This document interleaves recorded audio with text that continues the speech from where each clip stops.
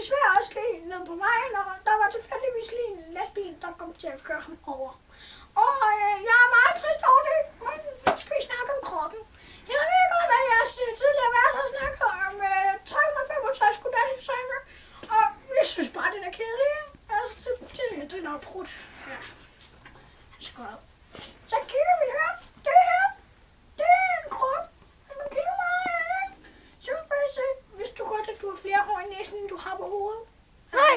Ja, det er ret, du skal provokere mig. Nej, det er bedre altså ikke. Men altså, jeg har altså hørt af professor. Hvad for det? Nu kan jeg høre mig mere. Ja, okay. Simpelthen bare ikke okay. Professor J. C. Hermansen. Birkensen gider ikke det her mere. Ja.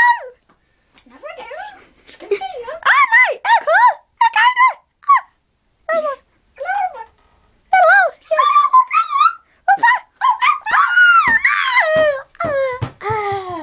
Altså, jeg havde de kameramænd. De duer bare ikke. De er snart lort der. Og så... Han er pæn.